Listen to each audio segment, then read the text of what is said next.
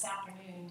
And we certainly appreciate the discussion yesterday during our budget workshop and look forward to finalizing our FY18 expenditure plan in May. Also just want to note that the department certainly feels we had a great retreat with the commission in March, and we so appreciate that discussion.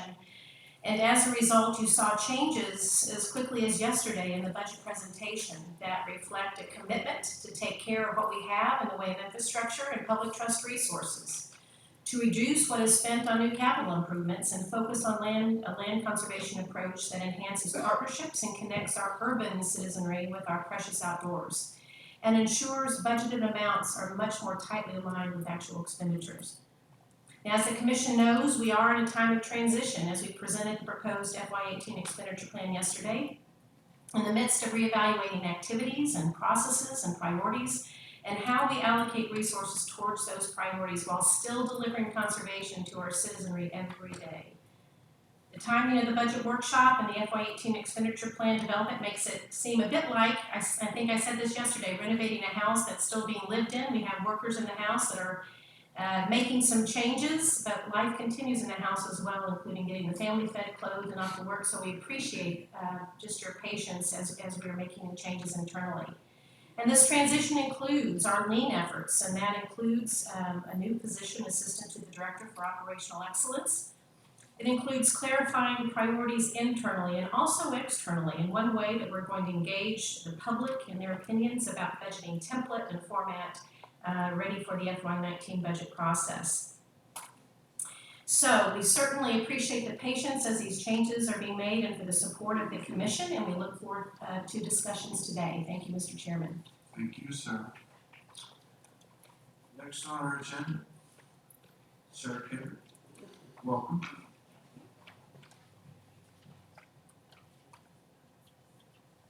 Wow. Good morning, Mr. Chair, Commissioners, Director Pauling, and Ms. Maples.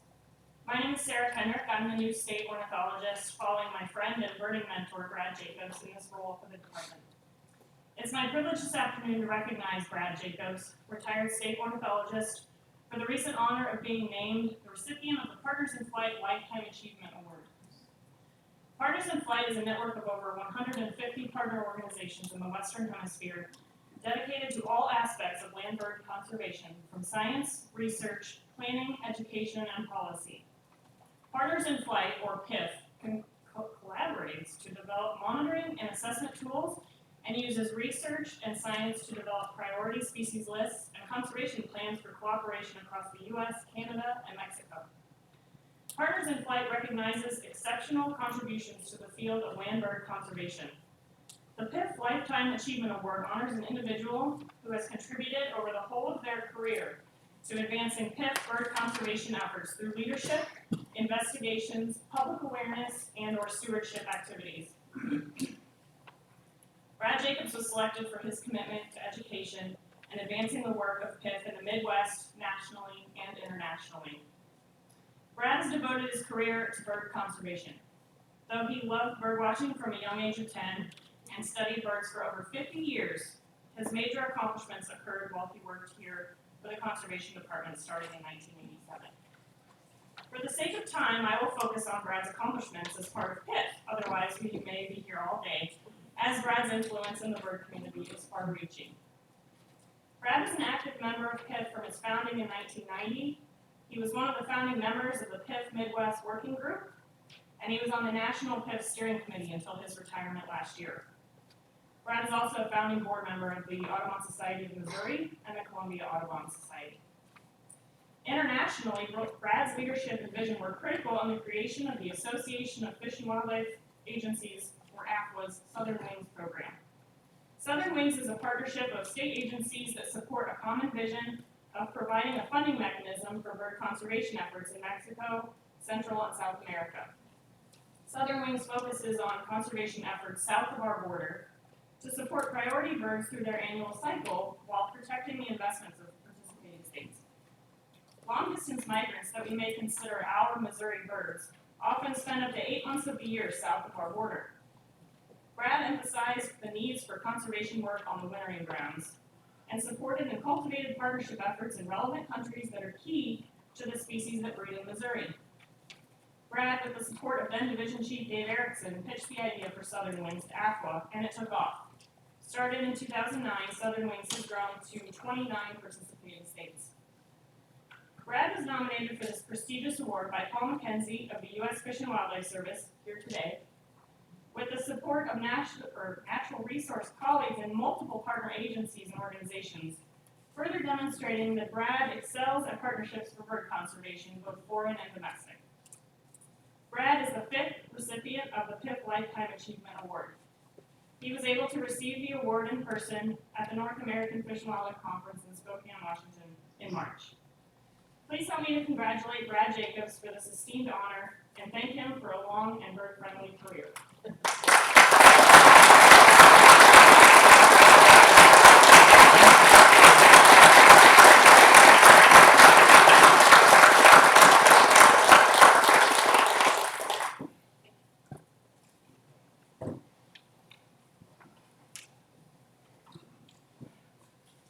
Good afternoon, gentlemen. Good afternoon.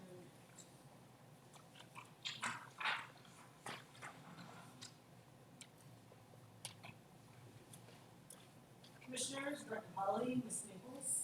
I'm here today to present a brief update of communication efforts at the department. The department strives to share our conservation mission with Missourians through a variety of communication channels and venues. Our goal is to encourage people to get outside and discover nature while at the same time gaining an appreciation for conserving Missouri's fish, forest, and wildlife resources, and to help cultivate a conservation ethic by promoting the relevance and importance of these resources. To do this, our communications team provides multiple opportunities for people to connect with the department. And so at this time, I'd like to touch briefly on some of these various communication tools utilized to help tell our story. Beginning in February of this year, we began to live stream commission meetings. At our first meeting, we had 99 live viewers, 21 watched the recording. Just to give a little insight, 72% of those watching it were from desktop, 22% from mobile, and 6% from tablet. And really what this is just telling us is people are using a variety of different ways to access the live streaming. Social media continues to be a very important medium for us to connect with our audience. On Twitter in the last 12 months, we've had a 19% growth of those following us. For YouTube, 23%, and Instagram, 53%. This is because we continue to really push these channels and let people know that they can access and watch us from them. And on Facebook, it continues to be one of our most powerful ways to connect with Missourians. In the last about 16 months, we've had a 19% increase. And what I really want to talk about on Facebook is our engagement. Just this week alone, we had over 165,000 Facebook users engage with us. That means they liked our posts, they shared, they posted, they engaged with the department. And then that translates to a reach of 580,000 Facebook users. So again, that's our overall exposure. So when those 165,000 people engage with us, then they engaged with their audience as well, their friends, their families, those that follow them. And that is the power of social media. It really creates that community that people are talking to one another, sharing stories, either sometimes supporting the department, sometimes questioning what we do, but we have the opportunity to really have those discussions. And it's also the primary way we are gaining new followers, that word of mouth and recommendation. The communication team also with Facebook Live continue to get out and about the state promoting conservation with Facebook Live, which is a new tool where basically we can go and do live. And Lucas Bond is one that does that a lot. In fact, this morning he was in a helicopter showing our research with the Canada geese population. We've also done mushroom hunting recently. This allows our staff to tell that story. And there's been also some great feedback and conservation-related questions on our page. In addition, we've been working with other divisions, especially, for example, protection. And we've had the ability to show Operation Game Thief. Lately, we did paddlefish eggs and timber theft. And again, just to kind of show you that connection, not too long ago, we did one where we had a poaching case on a bear that we found a carcass, our agents did. It was skinned and had no paws. We put this on our Facebook, really enraged our community. They were really frustrated that somebody would do this to our resources, and it really had that opportunity for us to have an touch point. Not only that, so much media follows our Facebook that in Springfield, that resulted in a story from something that was going on in Jefferson County, and then we were able to really even reach more folks. So again, that just kind of shows that power of social media. About July 2015, we started offering texting for our nature centers and ranges. This allows folks who want to get information pushed to them to learn more about what's going on at their facility to connect. That graph right there just shows you the 15-month subscriber growth for those that first started off with us. But I want to point out we now have 10 facilities that are using our texting, and we have almost 11,000 subscribers across all locations, and we continue to see those numbers grow as well. Email communication. MDC continues to promote keeping in touch on conservation topics of interest through our email subscription service. Through our website, people can sign up to get regular communications via email or text on key conservation topics that interest them. We continue to grow the number of email addresses in the system each month due to promotion at events, nature centers, our magazine, and through press releases we'll remind folks. So our subscribers since August of 2016 have grown 40%, and that's unique individuals. Our subscriptions has grown by 61%. Now, a person can subscribe to more than one thing. They might be interested in deer management. They might be interested in statewide news releases. Or they could sign up for something that's just more local in their areas of St. Louis or Kansas City, for example. We don't want to forget, though, our employees as well. So we have been doing an electronic employee newsletter to reach our employees to make sure they know key topics that are happening with the department. We've also started with Director Polly doing live employee webcasts. It's an opportunity to engage with staff and let them ask questions about key department topics. So while the department utilizes this robust network of free communication tools such as news releases, websites, and social media, research has shown that combining your free efforts with paid marketing can greatly increase your communication reach. So I'd like to now take the time to go over a few of our paid marketing efforts we do to help raise awareness of the department and to reach. So right here are some print marketing efforts. For example, we work with River Hills Traveler, which has a large subscription base south of the Missouri River. It's a monthly guide to hunting, fishing, camping, kayaking, canoeing, traveling, and more in the Ozarks. And that's an example of an ad that we've used in multiple places to help grow and alert people of our MDC apps. We also have partnered with the Outdoor Guide, which is a bi-monthly magazine that features fishing, hunting, boating, camping, and outdoor travel information. And just to kind of, again, correlate, when we do this ad, we will see a bump in our app downloads. And currently right now for Mo Hunting, we sit at about 240,000 installs. And our Mo Fishing, which has been live since July 2016, 32,000.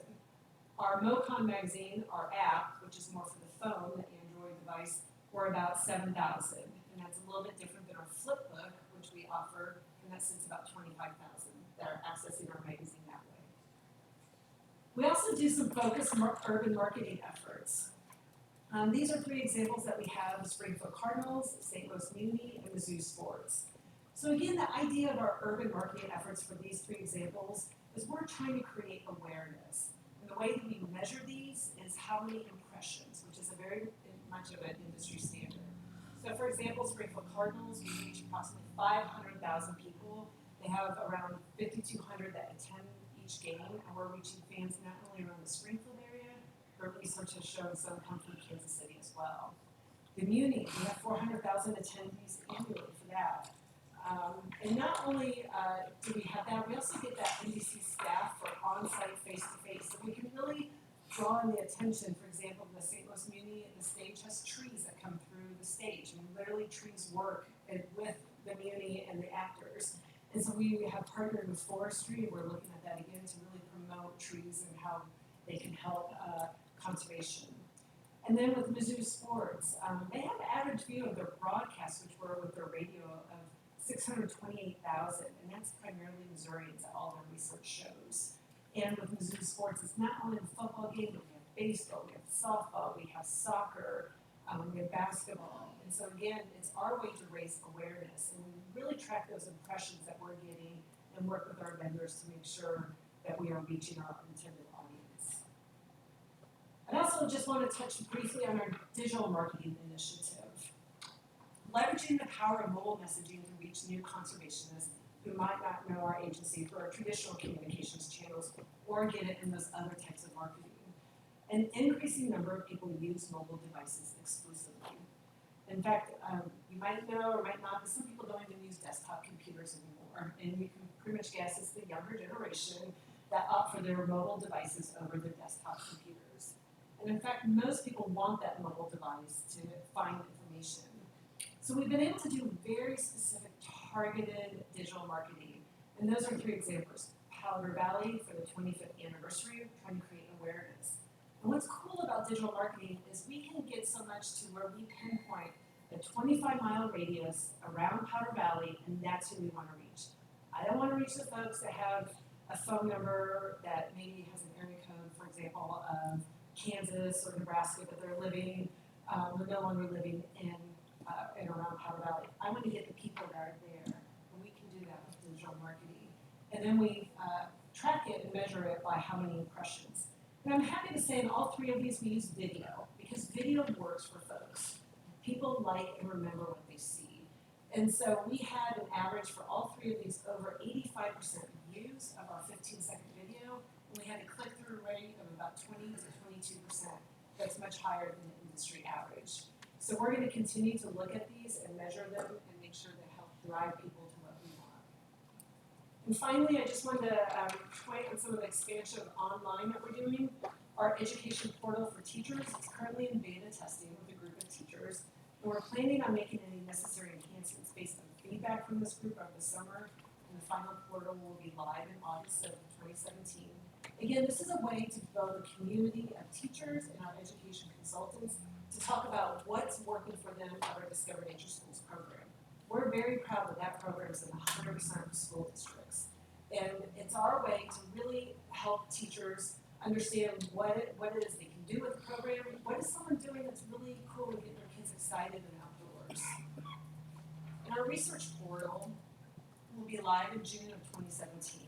It's a way to share department research with the public.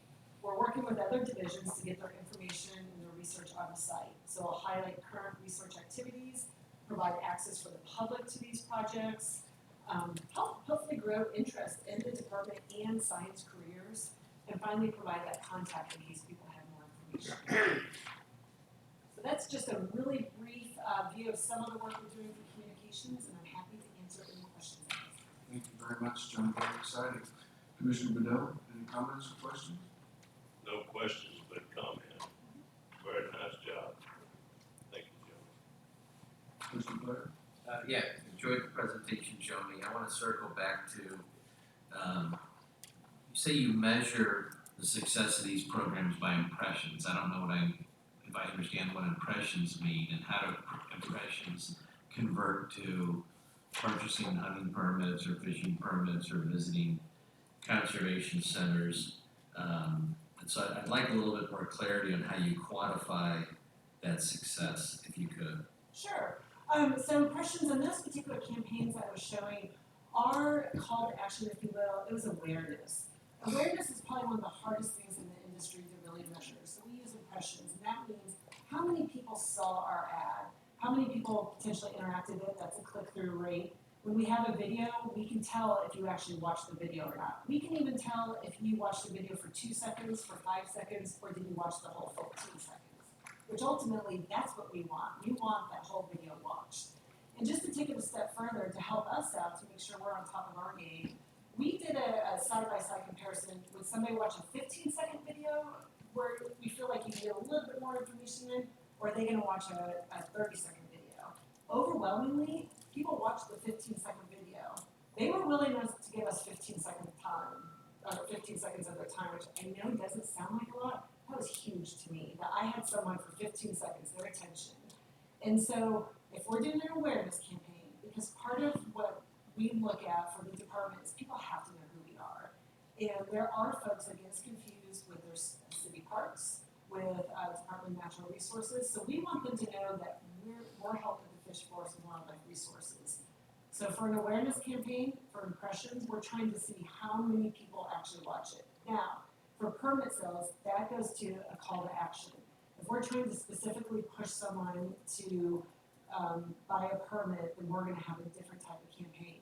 We're working really closely, in fact, with Permit Services and Nathan Best on some email campaigns, and we're actively engaged on that kind of, can we send out an email and remind people, hey, you ever bought a permit in a couple, maybe a year or two, click here, purchase it, and we'll track that. So again, it really looks at what are we trying to accomplish, and we look at each campaign on what we're trying to accomplish. Any more Pokemon Run conservation? We still have a Pokemon, and that's a great example, and I'm glad you brought that up. That happened at that very moment, and I'm really proud of our staff that we were able to capitalize that within 4 days of when that phase went out there. It's kind of waned off. I mean, virtual reality is still there and still something that people are interested in. We're definitely looking at opportunities, but that's an example of we're there, we hit on that social, it's kind of waned, people aren't quite as excited. So we look to some of our younger team members to help us out, make sure we're staying on top and giving folks what they want. But that's why I like to highlight some of those social media tools and email. Research shows, to be honest, across all generations, people like email, they open them. And I think people like email because they can just sit in that email box and you can get to it when you want. And so that's really why we use a variety of communication channels. And press releases still work too. Thank you. Yep. Commissioner Bradford? Yes, a brief question, Joni. You're talking about the awareness campaign and you gave some examples here. Do you have any percentages of what part of your budget you decide to put towards awareness versus, say, digital marketing, or as you cited, call to action? Sure, yeah, we look at overall for our awareness, for the Muni, for example, that's 4% of our budget, so it's a very small percent. So for awareness, we try to right now do it in thirds, because again, we're trying to get people to know who we are, what we do, and why it matters. And while we've got powerful tools at our disposal, our magazine, for example, reaching over 500,000 Missourians, we also know it's not reaching a certain subsegment. That's why I really like that digital marketing, that honestly is targeted towards those millennials. And while we did that awareness, we had some anecdotal, for example, when I talked to Powder Valley staff, they saw an increase in people using the trail system. Now, we didn't see as much increase going through the door, because we can count bodies, but we don't count the number of people on trails. That particular campaign, we were targeted mothers, ages between 25 and 38. We wanted them to have a great place to get out there, get on our trails, enjoy it. Hopefully, maybe they had to use the bathroom to go inside, and then our staff takes over. When they have that opportunity to interact, and they can start answering those questions and really feed that curiosity. So right now, it's about a third. Third awareness, a third that we're gonna work on trying to increase permit sales. But we also like to, counterbalance it with some of the free things that I feel like we do really, really well. And that social media, it's all free for us, and we just try to capitalize on it. So how do you adjust those? I mean, you make a decision that, well, maybe that didn't work so well, like maybe the Pokemon thing wasn't, it was Yeah. just a flash in the pan. That's a great question. So we always get together as a team. Right now, our team meets once a week to go over and look at the measurements. After a campaign's done, we also always have an after-action review. So for example, just talking about the videos, we really weren't sure would 15 or 30-second work better. So by doing that side-by-side comparison, that feeds us that information saying, okay, we need to put a little bit more emphasis on that 15-second video.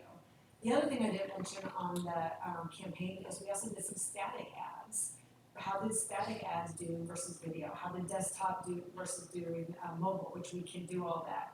And again, we learned actually mobile won more and video more than static. So then we can adjust when we work with outside vendors. We do work with marketing firms that are on statewide contracts to help us actually do all the placements and help with the metrics. So we have that flexibility when we don't get locked into a contract that says we're gonna pay whatever.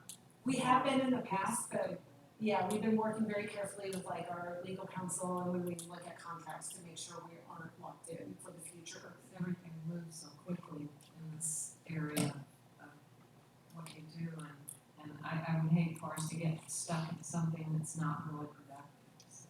Absolutely. Nice to know we have some flexibility. Thank you. Thanks very much, Jody. Exciting news. In fact, your chair was so excited, I got ahead of myself on the agenda, and you've got some important actions to get considered now from the consent calendar. The following items are on our consent calendar for consideration and approval now, and these are things that we generally believe we have a consensus on. We're going to try to approve these collectively. There's the minutes of our February 16, 17 meeting, the minutes of our March 21st and 22nd meeting, the information technology project status report, recommendation for approval to suspend or revoke hunting, fishing, and trapping privileges of individuals for cause, and the same recommendation for those in compliance with applicable child support laws not in compliance, and also for those in terms that are in accordance with the terms of the Interstate Wildlife Violator Compact. At the same time, we want to reinstate privileges for 4 individuals. Lucas Hughes from Buffalo, Missouri, Barry Hughes from Lewisburg, Missouri, Seth Tucker from Moberly, Missouri, Ronald Boyd from Farmington, Missouri. Are there any of these that the commission would like to address outside of a collective approval? Mr. Chairman, if I may, I would like to pull March 21st, 22nd meetings to table for further discussion. All right. And we have a motion to pull them off the consent calendar and the additional motion to table. Is there a second to that motion to pull it off the consent calendar? I'll second the motion. Thank you. Okay. Those in favor of the motion is made, signify by saying aye. Aye. Those opposed, same sign. Motion carries, so the other ones are approved. And this one is pulled to the table for the time being. Now let's move on to the next item that is on the agenda in the right place here. And this will be for our regulations report. Director. Happy Arbor Day, Commissioners, Director Pauly and Rhonda. Next few minutes, I'll go through the Regulations Committee report, and we do have presentations. The Regulations Committee met on March 16, 2017 to consider recommendations to establish regulations for the 2017-2018 migratory bird hunting seasons. During that meeting, and as the first order of business, the committee heard from a Mr. Nicholas Perkins of Cameron, who identified himself as an avid waterfowl hunter. Mr. Perkins shared his concerns regarding habitat loss and resulting declines in waterfowl populations in southern states, and he offered suggestions that he believes will ensure a similar scenario does not occur here in Missouri. His visit was timely because the presentation by resource scientists Andy Radicke and Doreen Mingle provided to Nick insights into the department's process used to formulate recommendations for waterfowl season dates and limits. Commissioners, as you know, the department's schedule for setting migratory bird hunting regulations is governed by a timeline established by the U.S. Fish and Wildlife Service.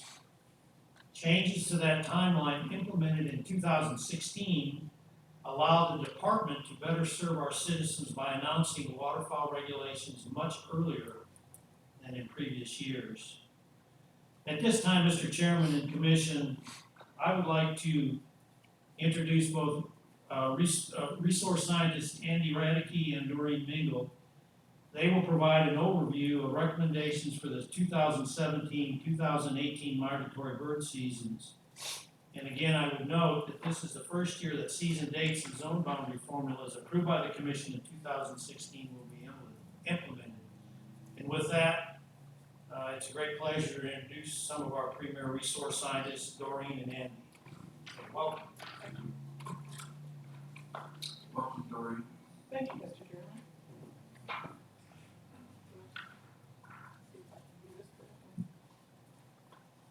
Good afternoon, Commissioners, Director Pauly, Ms. Maples. I appreciate the opportunity to be here today to present the 2017-2018 migratory game bird season recommendations. So what I'll cover today is a brief review of our regulation schedule, and then offer our season recommendations for webless migratory game birds in the September teal season. So, as you know, each year the federal frameworks are set up for annually to consider season lengths, bag limits, and then the earliest date and the latest date that seasons can open and close. So states can schedule their seasons anywhere within those opening and closing dates. And we could be more conservative if we wanted to, but we cannot be more liberal.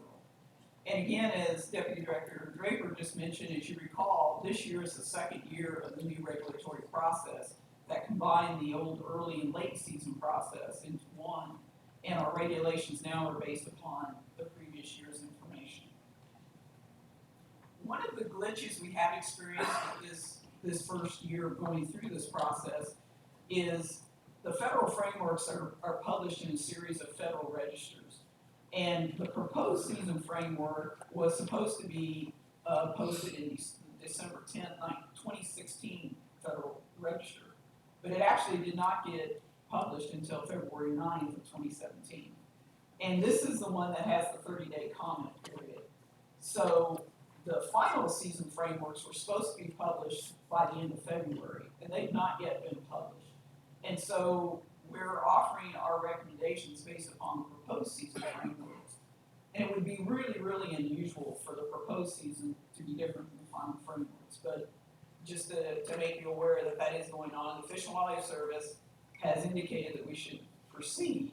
And if for some reason there is some difference, we would have the opportunity to adjust to that difference. But it basically was a situation because it's changing administration and just some issues that we don't foresee happening in the future. So in terms of webless migratory game birds, this includes the two rails, Soar and Virginia rail, the Wilson's or common snipe, the American woodcock, dove, and then we put coots into this group. They're kind of not really webbed and not really webless, but they seem to fit best here. So to deal with doves first, this includes mourning doves, Eurasian collared doves, and white-winged doves. And again, the collared dove is an invasive species. It's not covered under the Migratory Bird Treaty Act, and so states can deal with it as they would like. And the reason it's included in this group is because it looks so similar to a mourning dove that it could be difficult to pull them apart on the wing. And so the idea is also to somewhat protect the mourning dove population. If there was no season on Eurasian collared doves, a person were dove hunting and got their limit of mourning doves and wanted to keep hunting collared doves, it would keep them from inadvertently shooting the wrong bird. And also, the collared doves are pretty much confined to suburban and urban areas, and thus far have not exhibited competition necessarily with the mourning doves. So it's something we'll keep an eye on, but for now it seems to work to keep them in this group of birds. So Missouri is within the Central Management Unit, and the harvest management strategy for that unit calls for a standard or moderate season option. And the federal frameworks then is a 90-day season between September 1st and January 15th, with an aggregate daily bag limit and possession limits of 15 and 45 respectively. So our recommendation for the dove season is one that opens on September 1st, closes on November 29th, has a 15 bird daily bag limit and a 45 bird possession limit. And then the shooting hours are 1.5 hours before sunrise to sunset. Mr. Chair, can I ask a question? I'm confused.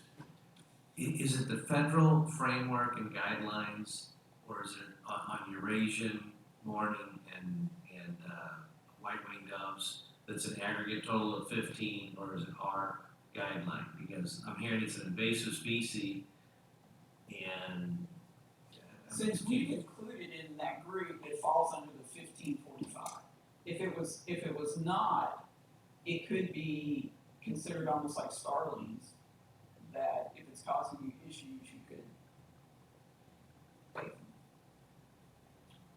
them. it seems like we're going about it backwards. I just struggle to understand. If you're out mourning dove hunting, or, typical dove season, Right. and you bag a Eurasian dove that's easy to identify, why does that need to count in your daily total of 15? Is that a federal requirement that we have to abide by, or why would we be that restrictive?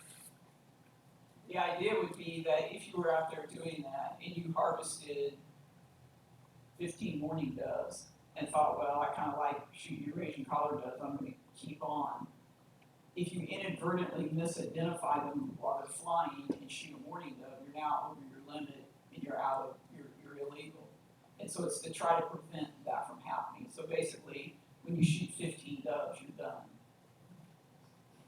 It's, I think, yeah, and for my input or my perspective, I think that we let fear of somebody making a mistake get in the way of, I mean, where I live and hunt, there's a lot of them because it's closer to a suburban Right. area, and they're pretty easy to tell, and if you got a pile of 5 or 6 of those, you know, why shouldn't I be able to continue hunting when I've got 15 mourning doves I'm done? I mean, it seems like we're making the rule to So you would protect like- against the potential outcome that might happen, as opposed to making the rule right. to facilitate, let's hammer an invasive species. Right, so you would like a consideration to remove Eurasian collared dove from this group of birds in this setting. Okay. All right. That's how it has to be worded. I would just like us to look at things from the perspective of not assuming people are gonna make a mistake, or, you know, that they're gonna risk putting themselves in a violation. You're saying that the hunter is, when they've got 15 birds, they're gonna take a risk. Well, I think I know what that is, Right. and they're gonna take that risk, and you're trying to take that risk or prevent them from inadvertently making a mistake. I think you're thinking for people, and we should allow people to think for themselves and let them say, yeah, I'm not that good at identifying, I got 15 birds, I'm done. But if they've got 5 or 6 Eurasian doves, they should know that doesn't count in their limit, and let them have their fun. That's how I would encourage us to look at things. And I think the public would like that. All right. Point But two. I'd like to give every hunter a can of white paint too, so they can paint the feathers on the birds they shoot. Thank you. All right. Moving on I to think the real rails. question, though, that I don't know has yet been answered is this a federal guideline to include them as a That's how I started my selected total, question. or is it a state decision? Yeah, and honestly, I don't deal with those that often, but it's my understanding it's a state decision to Right. include the Eurasian collared dove. It's not a federal one at all. Thank you. You're welcome. Thank you. Please proceed. Okay. In terms of soar and Virginia rail, that's a 7-day season that we recommend from September 1st to November 9th with a 25 daily bird bag limit and a 75 bird possession limit. That's aggregate of the 2 species. And just a little bit of information, we recently had a couple of marsh bird projects that have finished up in the state that were cooperatively conducted between Resource Science and Wildlife Division. And one of the outcomes was migration chronology of soar rail. And these birds show up in the state almost like clockwork the second week of August. Their numbers peak about the third, fourth week of September, and then they're pretty well out of the state by the early November. So our season dates pretty well bracket those peak numbers in the state. In terms of the Wilsons or common snipe, we recommend a 107-day season that runs from September 1st to December 16th, with an 8-bird daily bag limit and 24-bird possession limit. And then for American woodcock, that's a 45-day season, and we recommend that run from October 15th to November 28th with a 3-bird daily bag limit and a 9-bird possession limit. And then for coots, their season dates will be the same, the recommended season dates will be the same as ducks, and Andy will go over that here in a few minutes, with a daily bag limit of 15 and a possession limit of 45. In terms of falconry seasons, we have about 150 active falconers in the state. And for doves, the federal framework allows 107 days between September 1st and March 10th for falcons with possession limits of 3 and 9. 3 daily bag limit and 9 possession limit. And we recommend a season date that runs from the 1st of September to the 16th of December, again with a 3-bird daily bag limit and 9-bird possession limit. And that would include any ducks, coots, or mergansers that falconers would also take. And those hours would be 1/2 hour before sunrise to sunset. Does the mergansers regulation include ruddy ducks? No. Virginia, I didn't know. And Andy will get to those here in a few minutes as well. So are there any other questions about the webless game birds? Okay, so moving on to the special September teal season recommendation. There are three possibilities for teal season and it's based upon the breeding population index of blue-winged teal. So if the blue-winged teal population breeding index is less than 3.3 million, it would be a closed season.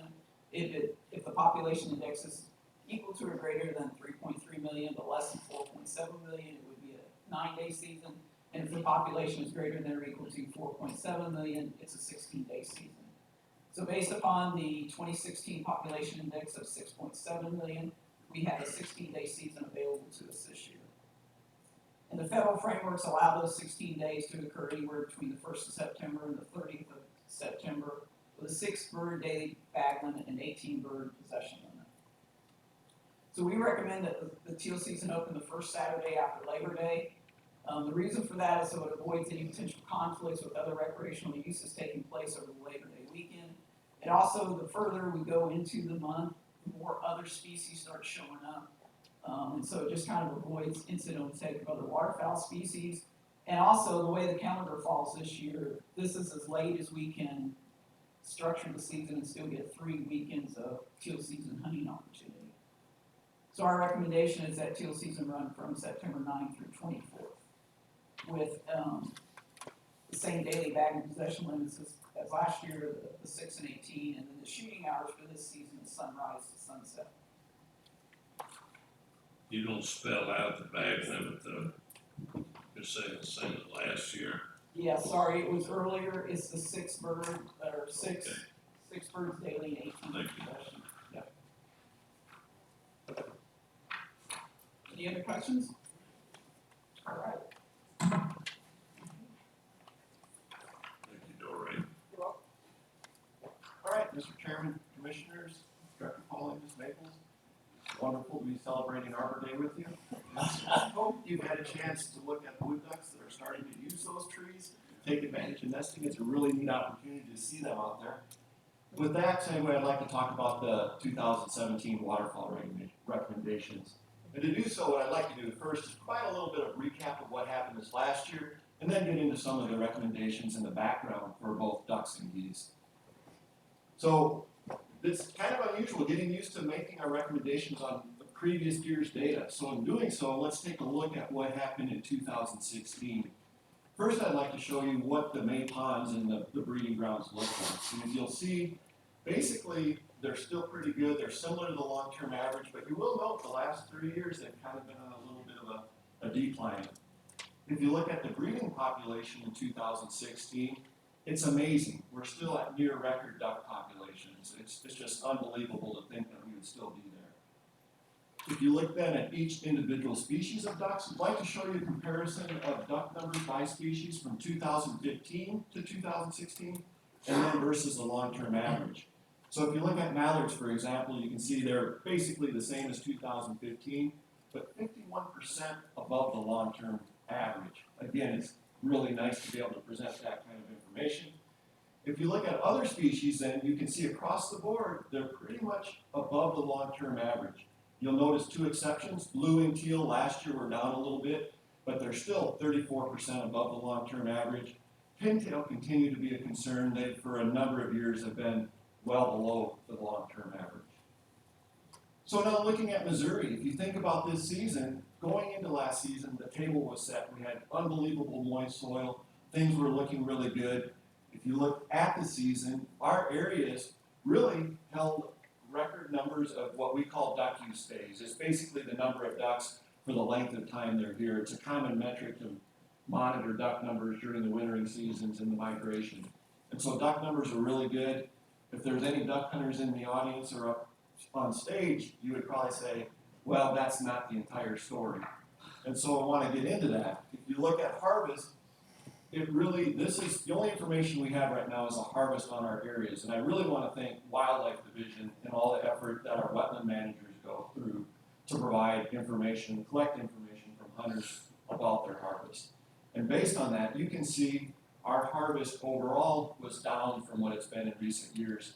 If you compare it to the late 90s and early 2000s, it's still pretty good, but again, not what it was, compared to 5 years ago. if you look at the daily average, the number of ducks a hunter shoots per trip, you can see last year was about as low as it's been in the last 10 years. And so the question is, well, why did we have a season like that? And there's a couple things I want to draw attention to. One, if you go up in Canada, where it all starts, late last fall, they had well, not late for them, in mid-October, they had a large snowstorm and lots of rain. And so after that, subsequently, you had lots of habitat like this. In much of Canada, they don't combine directly the small grains. They first swath it and then combine it. So you have small grain that's unharvested, put in nice feed rows for the ducks, add water, and you can imagine that's a pretty nice situation for them. Talking to people in Canada, the ducks stayed in Canada till mid-November, even when the conditions were still extremely mild, lots of food. At that point, they decided, well, it's time to migrate, even though they didn't need to have to. So you can imagine ducks that were in great body condition, they migrate into Missouri, and what do they get when they get into Missouri? They get super mild conditions. You're setting records in November, temperatures in the 60s and 70s. You've migrated, not very challenged physically. You come into Missouri, where are you going to spend your time? In the refuge where you're not getting harassed by hunters, or going out and getting shot at? It was tough hunting in November. You move into December, we had a brief cold snap where a lot of things froze up, but then things turned very mild. The other thing we had was very dry conditions. Oftentimes, ducks, in terms of an evolutionary perspective, when you have wet conditions, that's a cue that it's time to go out, pioneer, look for places to forage. They take advantage of those new floodwaters. Dry conditions, that's not the type of condition where a duck, when they're comfortable sitting in a refuge, would think, oh, there's really a good reason to go out and forage and expect to find new food. And so you put all those things together, and in Missouri, it was just flat out tough hunting this year compared to many years. And I'm sure many of you heard from hunters that were talking about that as the season progressed. Now, the great thing about hunting is even if one year wasn't good, we always have the next year to look forward to. So I'd like with that to turn our attention to what we might expect and look for in the 2015 season. Just to remind you, when we set waterfowl duck regulations, we do so based on primarily mallards, and it's called the Adaptive Harvest Management Program. Based on that, we have three options other than a closed season that we might have. One would be a restrictive season, a moderate season, or a liberal season with 60 days. The wonderful thing is we've had 20 years of liberal seasons. If you look at this year, we're again expecting, well, we will be having a liberal season.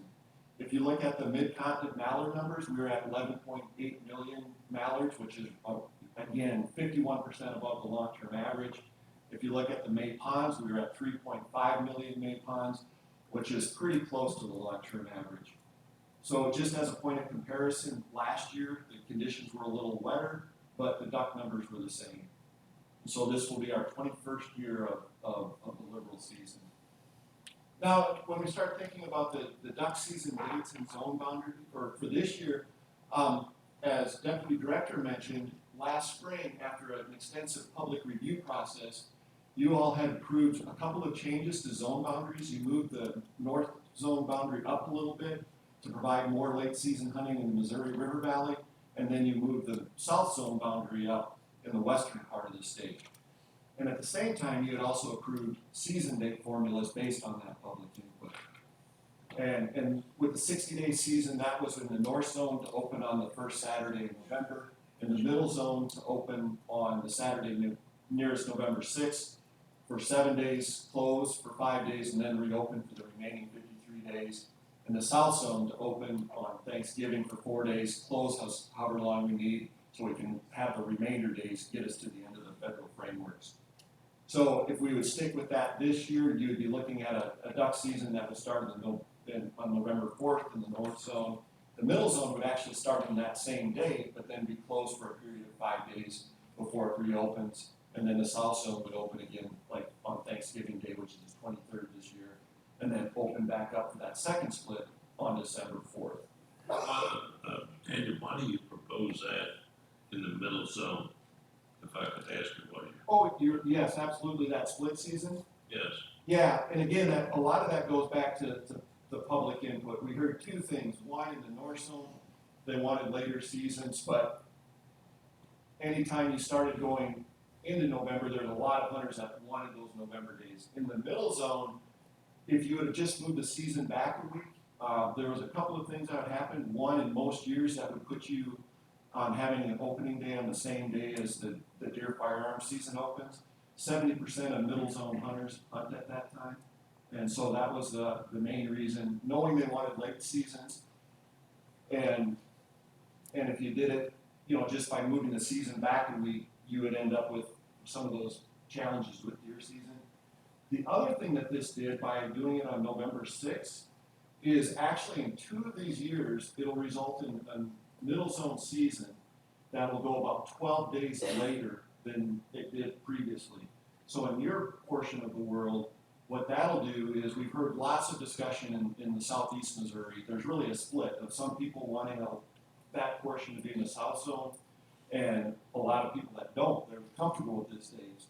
With this formula, we'll have 2 years that'll put the seasons, again, about 12 weeks later, and it will provide really an opportunity to learn what the experience will be. And that's one of the other things we heard from hunters when we were talking to them.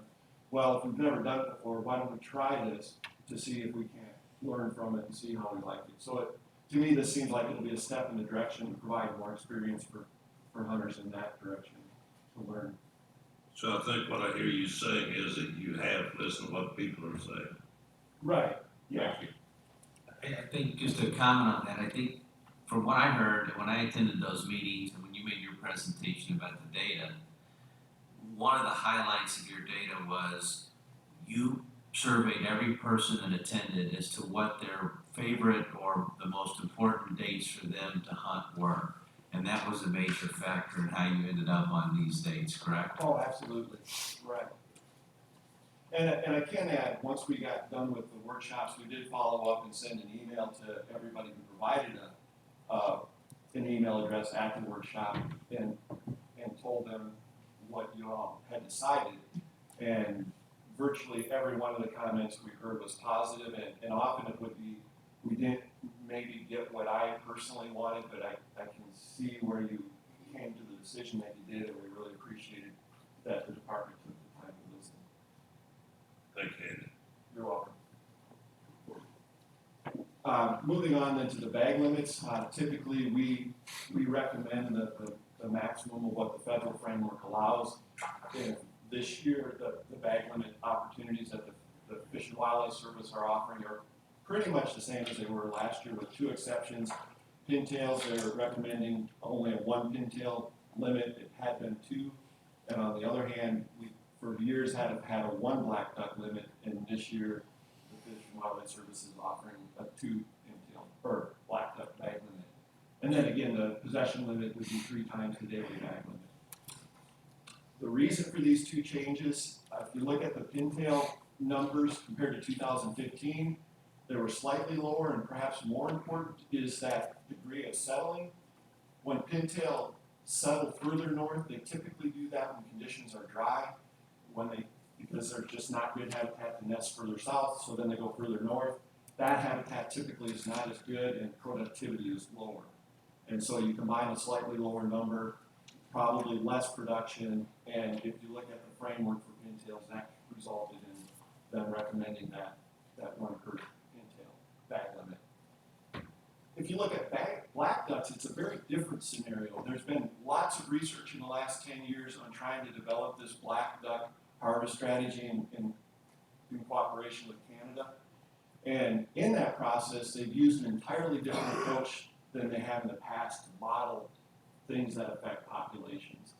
Through this new approach, they really were able to reduce some of the uncertainty associated with their estimates, and as a result, they were able to, it's basically suggesting that the black ducks could withstand a little bit more harvest than we maybe at one time thought they could. So if you look at those 2 matrices, you'll see the one has a lot of yellow, which would be a restricted season. Now it's pretty much lots of M's for that moderate season. So we would expect in years going forward, more than likely, will probably be kind of stable within this 2 black duck bag limit. The bottom line though, in Missouri, there are just very few black ducks that are harvested, with the exception along the the Mississippi River, and especially down in southeast Missouri along the Mississippi River. Then with the youth day considerations, we typically offer the youth season the weekend before the regular season begins, and we're recommending that again this year. And so that would mean the North and Middle Zone youth seasons being on the 28th and 29th of October, and then the South Zone on the 18th and 19th of November. I did want to make you aware, again, going back to the public comments and things, when we were hosting those public meetings, there was a fair amount of discussion about the youth season dates. And you'll notice now with the changes we've made with the regular season, our youth season waterfall dates are oftentimes going to fall on the same weekend as Deer youth season. And so there's some trade-offs involved with that. We did ask in our postseason harvest survey that went out after this last duck season, some questions about what hunter preferences are regarding the youth season. We didn't want to make any recommendations for any change without that public input. And so once we have that input after this year, perhaps next year, we might be proposing something different. But just wanted to make you aware, in case you do hear some things, we are looking at it and seeing what options might be more appropriate, if any, going forward. Turning our attention then to geese. Again, we're changing the Mississippi Flyway, the way we manage Canada geese. In other years, I've often given you an update on the status of the eastern prairie population of Canada geese, which nest on the western portion of that area on the Hudson Bay. We now are managing all interior Canada geese together. And so looking at that number, it's a new survey. This was the first year, and just to give you an idea of the numbers, it was about 65,000. If you look at the Mississippi Flyway temperate nesting Canada geese, the ones that nest in Missouri on up to southern Manitoba, you can see numbers that the last several years have been fairly stable, but a large number of 1.53 million Canada geese. If you look at white fronts, we do a survey in the fall, and here our numbers are about 1 million. They've been fairly high, fairly stable the last several years. If you turn our attention to snow geese, light geese, the numbers based on the midwinter survey in which Missouri participates suggested about 3.4 million.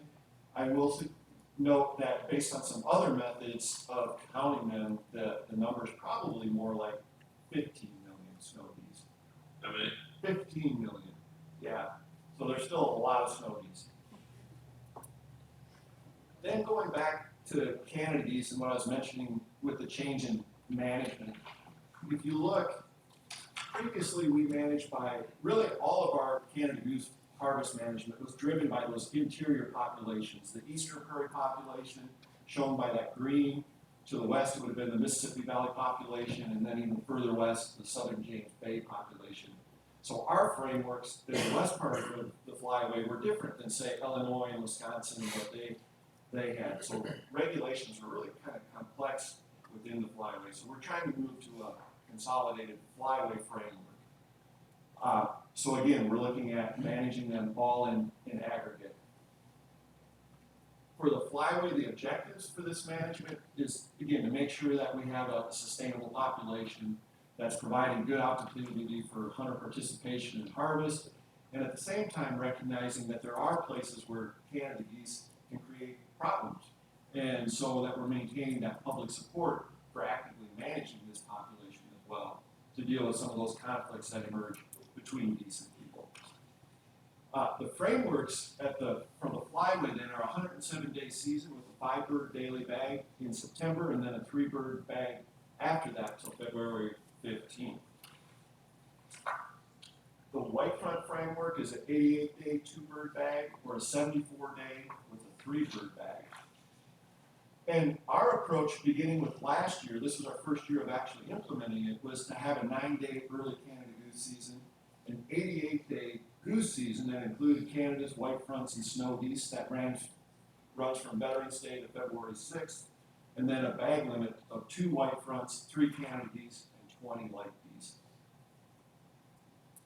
The reason why we began this approach last year is, one, it simplifies regulations. We're actually offering more opportunity than we ever have, with some of that additional opportunity being before Thanksgiving, when you can have that concurrent duck and goose hunting opportunity. And we're offering more late season opportunity that week in February. Previously, the federal framework in our seasons ended on January 31st. So there was almost a week of later hunting for Canada geese and white fronts.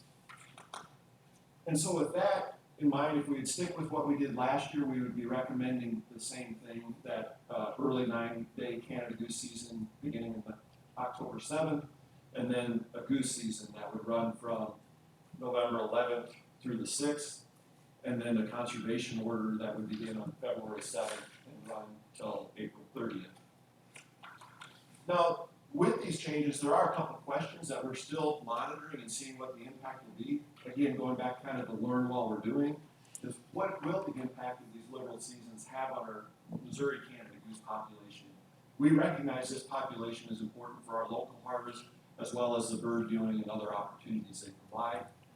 If you look at our numbers locally, we talked about 1.5 million in the Mississippi Flyway. We only have about less than 50, around 50,000 that nest in Missouri, and that number's been fairly stable. Joni mentioned Lucas being in the helicopter with Doreen today. That was flying this survey to get this information. But the Canada geese are nesting is the perfect time to assess numbers. And so Doreen and I both next week will be in the helicopter and finishing up that survey. We also track harvest rates. You can see in 2010, that was the last time we had a major liberalization, and there was a slight blip, where survival went down a little bit. But it looks like our Missouri Canada geese have been sustaining the additional harvest that we put on them, and hopefully we'll see the same thing hold true, where our Canada goose numbers will stay the same, survival will stay about the same. We don't want to see them going up much more, and we don't want to see them declining from where they're at. And then the other question was, well, how would hunters respond to the change? Again, we don't have any quantified data at this point, but thus far, anecdotally, the response has been very favorably. We've heard lots of Canada goose and white front goose hunters say we really appreciate that late season opportunity. For whatever reason, the white fronts are starting to use Missouri much more, and lots of hunters were really glad to be able to have that opportunity to hunt them in early February. We only received, that I'm aware of, one complaint from a conservation order hunter that said, why are you delaying the conservation order? And that was from an out-of-state guide who was concerned that it was cutting into the amount of trips he could provide. But want to point out, even if the conservation isn't open, you can still hunt snow geese during that first week of February. You just can't use an electronic call and some of those more liberal methods.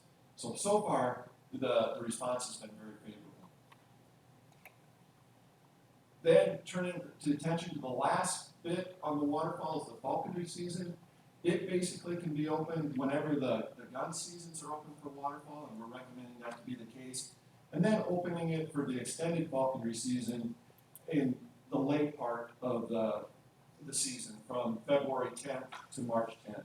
And again, we made this change several years ago in response to requests by the falconers to have their extended season dates at that point.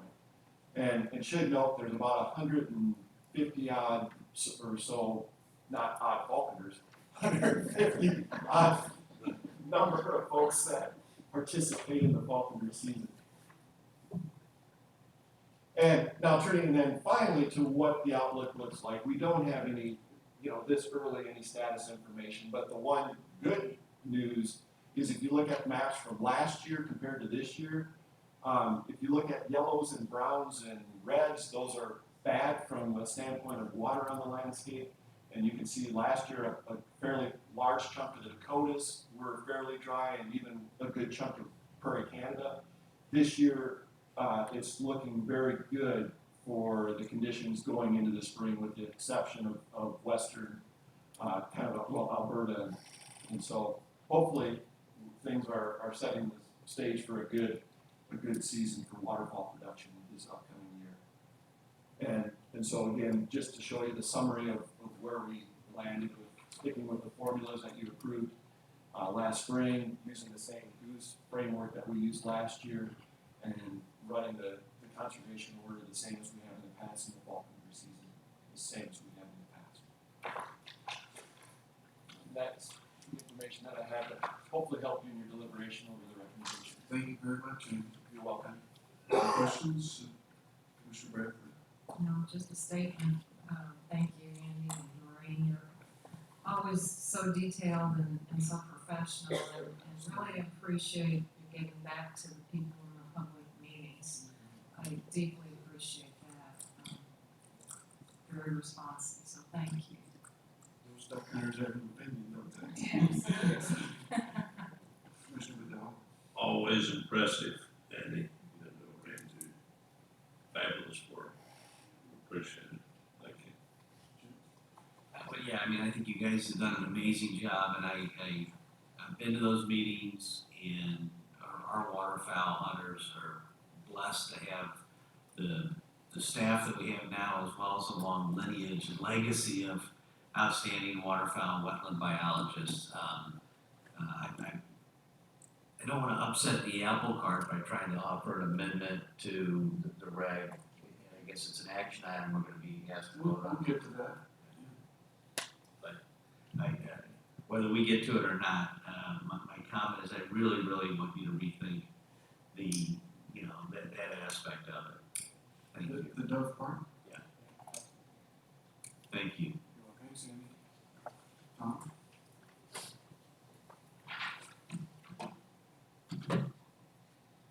Mr. Chairman and Commission, in your packet, you will find orders of rulemaking for 3 CSR 10-7.440 migratory game birds and waterfowl seasons. Limits to be established for the 2017-2018 migratory bird and waterfowl seasons.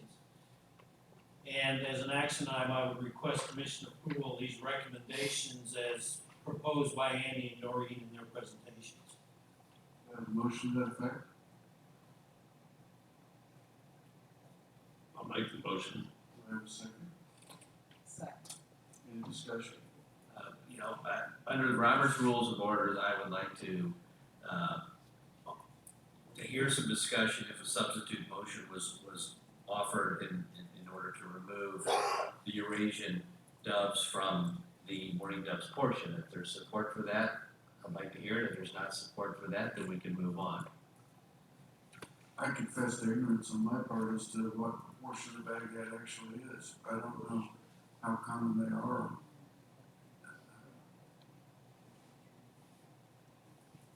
I'm just clarifying that there were no federal restrictions, and I think Noreen covered that there isn't any federal law that prevents us from doing that, so. It doesn't sound like it's a huge deal, Mr. Chairman, but so I would, remove my substitute motion, but I think I made my point, and I would respect the Regs Committee process and ask that next year we really take a hard look, because I've really thought this through. If somebody's sitting there with 14 doves in a pile, and the last dove they shoot is a Eurasian dove, it doesn't put them in jeopardy, right? So I don't understand why it's problematic to have it not count. They could sit there with 14 doves in a pile and shoot another 14 Eurasian doves. They violated no federal law and not put themselves in jeopardy if we eliminated the Eurasian dove from the regulation. Am I correct in what I just stated?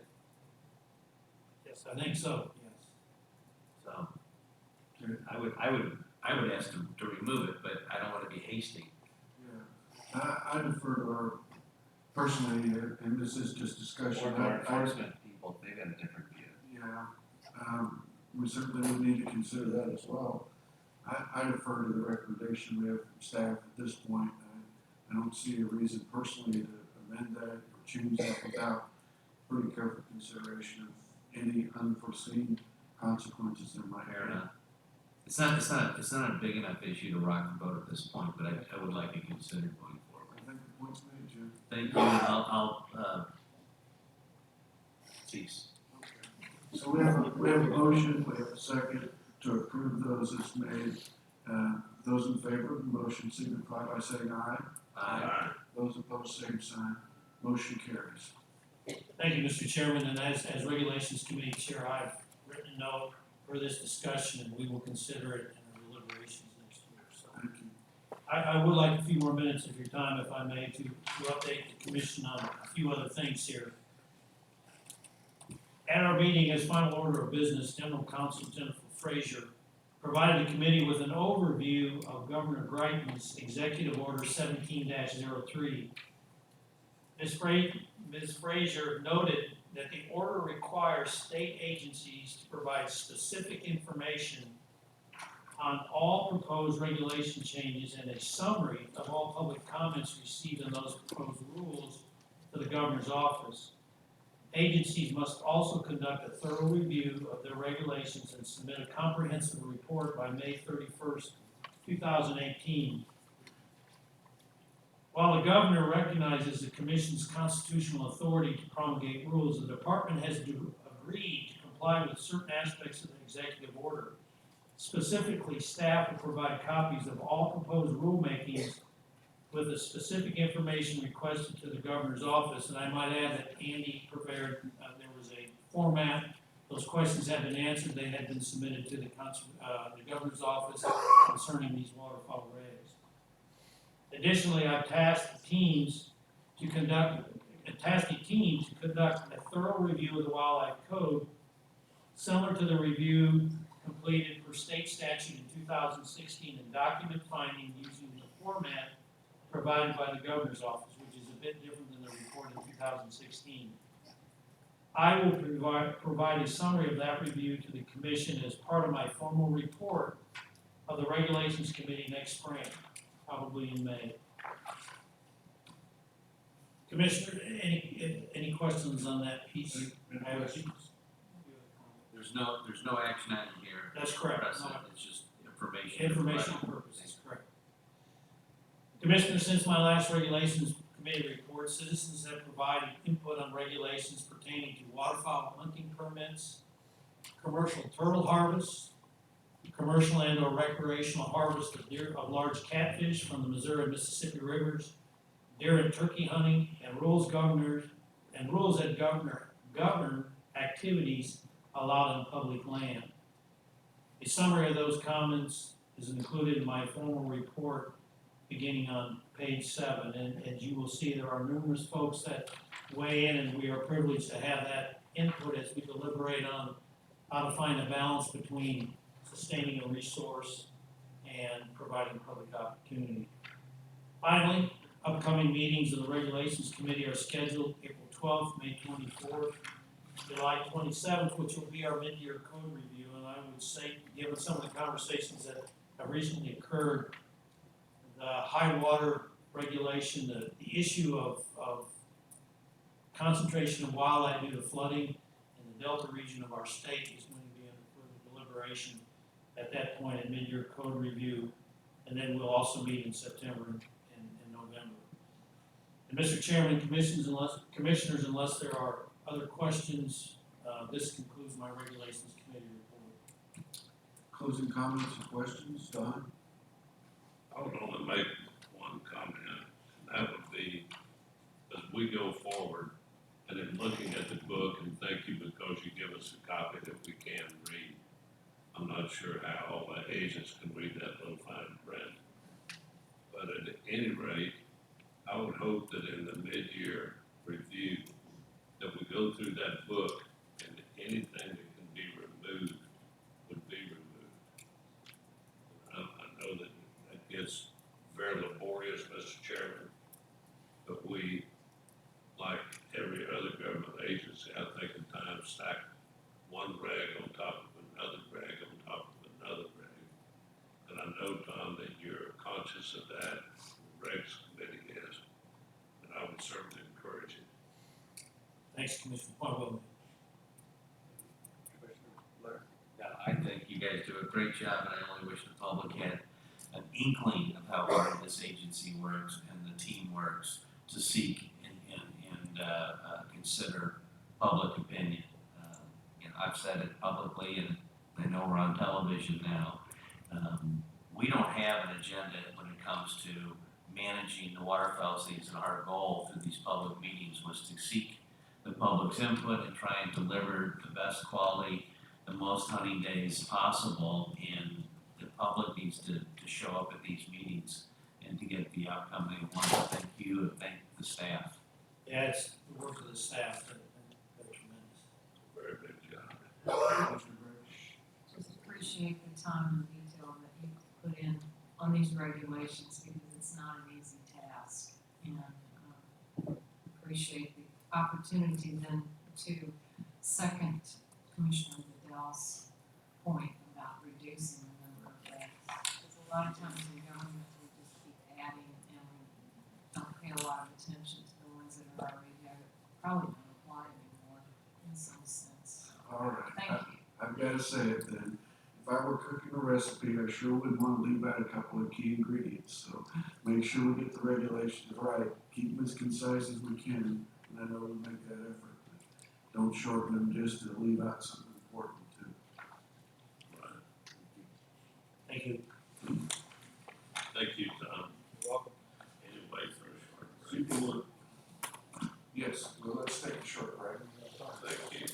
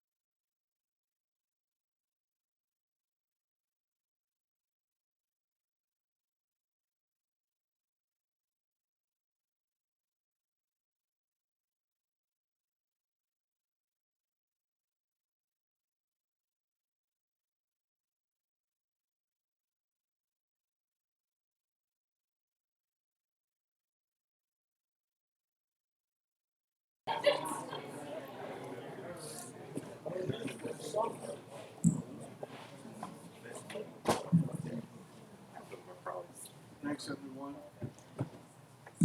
Thanks, everyone. Jacob, welcome to the podium, sir. Good afternoon, Mr. Chairman, Commissioner, Director Polly. I have the next two agenda items for the commission. The first one is the major construction project status report. It is in your advanced materials. I'd like to highlight a few projects if I may. On the first page, under the shooting ranges category, on line 6, the range construction project is well underway. The time of this report is approximately 45% complete. Even though we've had a little bit of weather the last couple of weeks, we're still looking at a July completion for construction, and then the effort will then be focused on making the facility operational in time for the firearm season in the fall. On line 7, the lakes and ponds category at Long Branch Lake, that project is 50% complete. We were able to work with the Corps to get some work done, get the water levels lowered so we could get in there and do the work, and we expect to be finished with that work this spring. On the second page of the report, under the wetlands category on line 9, Grand Pass Conservation Area, that pump station river intake repairs project is complete. That was a hybrid project where we used a contractor to do part of the work, and then we had MDC, design development staff, complete the actual repairs on the intakes. Under the hatchery improvements category on line 10 at Montauk Fish Hatchery, the bulk feed tower project, that contract has been executed, and there is a pre-construction meeting scheduled for next Friday, April 14th. And work will then get underway shortly after that. On the third page of the report, under the major renovation repair category, on line 1 at Rocco's Reservation, the bridge replacement project is going very well, and the contractor is 25% complete as of the date of this report. That concludes my remarks on the status report. If you have to answer any questions. Any questions, Commissioner Bradford? No, thank you. Commissioner Blair? No. Commissioner Goodell? Thank you, Thank you. Jay. None. Please proceed. The next item is an action item for the commission. It is a recommendation for authorization to enter into a contract with Martin General Contractors, LLC of Eolia, Missouri for the access development project at the lead mine conservation area in Dallas County at a total estimated cost of $378,312. It is further requested that a contingency fund of $19,000 be authorized to apply to unforeseen conditions. Total authorization requested is $397,312. The second low bid was $427,870 as shown in the attached bid tabulation in your advanced materials. The project is eligible for 75% reimbursement of the total project cost through a federal sportfish restoration grant. Martin General Contractors has completed many public works projects, and they are currently working on the kettle replacement project at Honeywell Lake Conservation Area. Design and Development Division and Fisheries Division recommend the bid as submitted by the low bidder be accepted. Do I have a motion to that effect? So moved. Do I have a second? Second. Any discussion? The only comment I would make is the 75% reimbursement by the federal partners, so grateful for that. Any further discussion? Hearing none, those in favor signify by saying aye. Aye. Those opposed, same sign. Motion carries. Thank you. Thank you.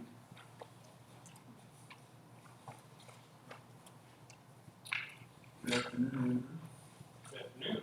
Good afternoon, Chair, Commissioners, Director Paul, Ms. Maples. It's my pleasure to present the financial summary. It's item 8 on the agenda. Due to the quickness of the April Commission meeting, we do not have a March 2017 financial summary available, so I'm going to review the February version that you already have in your advanced materials. I'll focus on the receipts and disbursements pages. On the receipts summary, conservation sales tax, our 1.8% higher than last year at this time, and consistent with our expected budget as of February. In addition, according to the most recent sales tax report we have for March from the Office of Administration, sales and use taxes increased 2.2% from the previous year. Permanent sales are projected at 1.2% lower than last year and 2.1% higher than projected so far this fiscal year. Again, that decrease is really due to a shift in some of the payments going to the vendors, or some of the revenues staying with the vendors to offset their additional costs. Please note this doesn't mean there's been a decrease in actual permits sold. Because I said yesterday, permits are actually up as of March, 9,400 higher than this time last year. Federal reimbursements are 2.8% higher than last year, and at the level we expected at this point in the year. Sales and rentals is 4% higher than last year and 2.9% higher than expected. The other line is 110% higher than last year and 17.5% higher than expected. And this is due to the large donations and the SEMA reimbursements we are receiving in 17 versus 16. That brings total receipts through February 2017 at 2.4% higher than last year at this time, and 0.5% or very close to what we expected at this point. On the disbursement summary, you have them bucketed into 4 major disbursement categories: personal service, expense, equipment, and capitals. For the personal services disbursements, it's the first bold line on the disbursements page. It shows a 2.3% increase in expenditures from the previous year and a 0.8% decrease from the expectation through February of 2017. The next bold line shows the fiscal year-to-date total expense disbursements are 2.4% higher than last year and 0.4% lower than anticipated at this point in the fiscal year. Equipment disbursements are shown on the third bold line on the page at 19.4% lower than this time last year and 7.8% higher than expected so far this year. Total capital disbursements represented as the second to the last bold line are 41% higher than last year and 2.8% higher than budgeted at this point in the fiscal year. Some of the cause of that is land acquisitions were purchased much earlier in the year than in previous years. Normally, a lot of the purchases are made in the last quarter of the year. Total disbursements for FY17 through February are 4.6% higher than this time last year and consistent or 0.1% within expectations. This concludes my remarks in the financial summary. Mary Lynn, any questions or comments? Thank you, Andrew. Appreciate it. No, I appreciate the reports. I think you've done a good job, and just want to reiterate, for the public and for everybody in the room, the size of this organization and the amount of money that we manage really warrants us taking a fresh look and having a CFO of your caliber, and I would expect that you're empowered and challenged and have a big responsibility here to really be the one carrying the conversation. I think we've relied frequently on biologists and forestry people and land management specialists to get out and talk about the budgets for their departments. But I think for this commission to perform effectively and can communicate successfully with this department, I think you play a pivotal role in that, in improving that communication. And welcome you, and I know you in very short order worked on that budget and addressing it so it's a zero-sum, tighter budget. So I commend you on that work. Thank you. Thank you. Commissioner Blair? Andrew, I'm sorry I was unable to be there yesterday, but thank you for the hard work that you're doing. What I would like in the future, and you did not cover the fund balance, but we show February disbursements coming out of that balance of $15.5 million. And I would like something in the next presentation that shows what that is for, Mr. Chairman. If you'd be so kind as to provide that to us, I would really appreciate it. Any further? Please. Also, you show under current payables, an amount of almost $5 million to come out of the commission fund balance. I'd like to know what that's for next time. I would call the commission's attention to the fact that we are currently in excess of $5 million over past year expenditures. So we'll be addressing that as we go forward in the May meeting. Thank you, Andrew. Appreciate it. Thank you.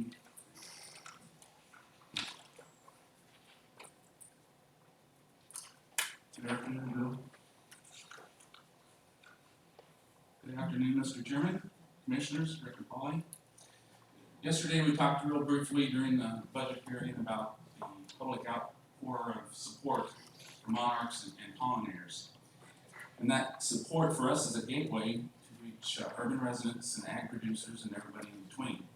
And the good thing about monarchs and pollinators is that their habitat is host to a whole suite of grassland wildlife, from songbirds and quail to box turtles and everything in between. And so this has spurred the department to action, and as a result, we've become a state and national leader in working on monarch habitat restoration. Here today to give you an update of what the department has been doing related to monarch and pollinators is our ag liaison, Brent Vanderloop. Brent has been with the department for 13 years, serving most of his time as a private land conservationist at Marshall and Brookfield. He came to the central office 2 years ago as ag liaison and has had a very positive impact on our relationships with state level ag leaders. He's very dedicated to his job.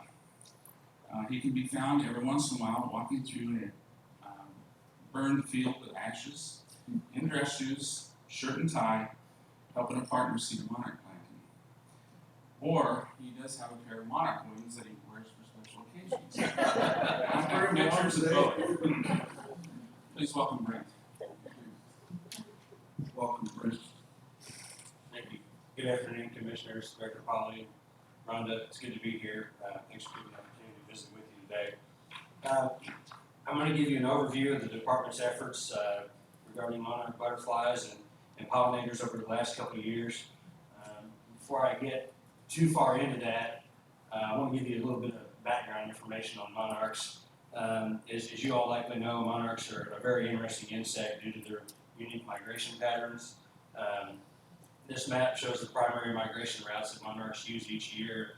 And it typically takes 4 generations of monarchs to make the trek from the Midwest down to Mexico each year.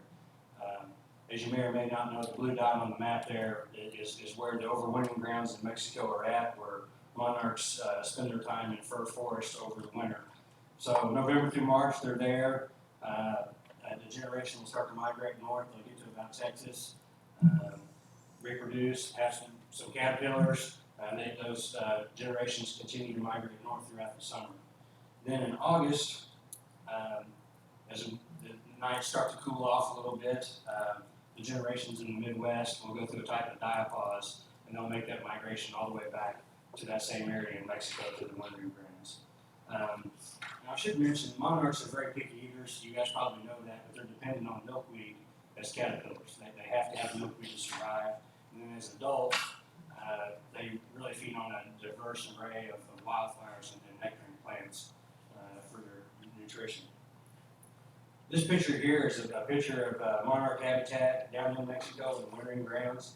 And just looking at these pictures, you think, boy, there's a lot of monarchs out here. There's nothing to worry about. But monarch numbers have been decreasing over the last 20 years. They've actually decreased to the point where there's been trilateral direction given at the national level from the countries of the United States, Canada, and Mexico to address the issue. Just to kind of put it in perspective, the average habitat in Mexico, the populations are measured by the habitat in Mexico. This picture on the right are those forests the monarchs look like that. So there's usually about 15 acres of habitat covered like that in the winter. That's the average. However, in the last 10 years, every year has been below average, with the lowest being in 2013 and 14 with 2.3 acres of habitat covered. So the monarch numbers have really went down. In 2014, kind of in response to this trilateral direction, the U.S. Fish and Wildlife Service was charged with developing a national strategy to help conserve monarchs. The goal was to have about 220 million monarchs down in Mexico by 2020. Excuse me. Currently, we're sitting at about 110 million monarchs. So we're only about halfway to the goal where we want to be. And there's numerous reasons for that. Part of it is illegal logging in Mexico, but there's a lot of other factors influencing the monarchs, such as pesticide use. There's a lot of natural enemies out there, mowing, non-native invasive species, simple lack of milkweed, climate change may play a role, and land use changes. So lots of different factors going on. Excuse me. I forgot to change my slide. That's what you all want to see out there. It's a real diverse habitat out there on the landscape for monarchs. So I mentioned the U.S. Fish and Wildlife Service had a directive to create some habitat. The response to this, basically a national pilot was developed from the U.S. Fish and Wildlife Service. They partnered with NDC, the National Wildlife Federation, Missouri Prairie Foundation to hold a pilot summit to basically have a summit to get together and talk about what are the issues, what work has already been completed for monarchs, where can we find common ground to help develop a collaborative monarch restoration plan to bring them back. So in the summer of 2015, Missouri held this pilot program. We had 45 different partners show up at the meeting, representing 32 organizations, and you can see from the slide a lot of diverse groups out there, ranging from Audubon to the Missouri Farm Bureau, Missouri Prairie Foundation, a lot of NGOs, a lot of government agencies, and really a lot of ag groups came to the table. We had the Missouri Corn Growers Association, the Cattlemen's Association, MFA, Monsanto, all at the table. And the summit was really a success. In fact, no other state has had such a broad coalition come together and work towards helping monarchs since. The pilot that we were a part of and created has kind of turned into a document to guide other states through their process, and 9 other states have emulated what we've done in Missouri. And so it was a true success, our summit was. From the summit, that group basically morphed into a collaborative organization called the Missourians for Monarchs. And this group worked together over about a year to create our state plan, which is approved last May. And we had a celebration at the state fair to celebrate that plan. And Missouri had the first monarch conservation plan in the United States, and I think to date there's 3 or 4 other states that have those plans. Bill White and I both represent the department on the Missouri for Monarch Steering Committee, and we provide oversight and guidance, for project deliverables that we may have and all decision-making issues of the group. Helping resolve conflicts between partners, we have those every now and then too. So, the Missouri plan called for creating 385,000 acres of new habitat over the next 25 years. That's 19,000 acres per year over the next 20 years. And an ideal acre for monarchs would be an acre that had a diverse array of wildflower species blooming at different times of the year, and also have about 200 stems of milkweed out there too per acre. And I say stems, it's not 200 plants. It's one milkweed plant could have 10 or 12 stems. But we need that diverse array of milkweed and wildflowers out there on the landscape. So, and the way we derived that 385,000 acre number was basically a step down process. And the U.S. Fish and Wildlife Service is what they estimated we need to come up with back in 2014. We also hired a coordinator to carry out this plan, and that was really a fantastic effort from numerous partners: the Fish and Wildlife Service, NDC, NRCS, Quail Forever, Monsanto, and MFA all provided funds for that position. And that guy's been on board with us now for almost a year, and he's hired some part-time help to get a website up. Our plan's a 3-year plan. We look at each year and review, see if we need to make any changes. If some research comes out where, we've come up with some new science, we need to change direction, we have the flexibility to do that and utilize best management practices as they become available. And I'll tell you just as a side note, this plan has been really nice to have as I go around serving on the national committee because everybody's really interested in the Missouri plan. And Elsa Gallagher of Quail Forever, one of our partnership positions, she said it best in Texas the other day, but she said she felt like she was walking through a dog pound with a piece of meat around her neck. Everybody was wanting a piece of the Missouri plan to see what we had been up to. I know, Elsa, that does sound a little dangerous. Yeah. So one of the exercises with our summit before the plan was done to figure out what had been done in the state already, and we came up with 4 or 5 pages of really fantastic stuff. But just to kind of give you a little overview of what the agency's been doing, we're actively managing about 50,000 acres of glade, savanna, and woodland natural communities each year on our public lands. We've got some research going on neonicotinoid studies, the seed coatings for some of the row crop plants we have in the state. We're actually looking at our community farmers are using conventional cropping practices in our food plots on public lands where we went insecticide free, so we're doing some studies there. Looking at also at insect recolonization on our grassland restoration projects. We're producing milkweed plants down at the nursery for use on conservation areas. Private Land Services Division has provided $250,000 for CRP monarch incentives. That funding was matched by the U.S. Fish and Wildlife Service, so we've been through about $500,000 of incentive money to create pollinator habitats in the last couple of years. Our landowner assistance program, we're creating about 900 acres a year of diverse pollinator habitat through that program, and we work with master naturalists on several different projects. Well, I got this slide up here. There's 3 demonstration. There's a lot of these examples, but the one on my left is a project we did with the Association of Missouri Electrical Cooperatives, just a demo pollinator plot at their headquarters. That led to an article in the Rural Missourian where we reached about 2 to 3 million subscribers, so that was pretty neat. And that building there is in Jeff City. The A.L. Gustin Golf Course, we worked with a bunch of kids on 2 separate occasions in Columbia to spread pollinator seed in some of the out of bounds areas, so it's a little harder for guys to find their golf balls next summer.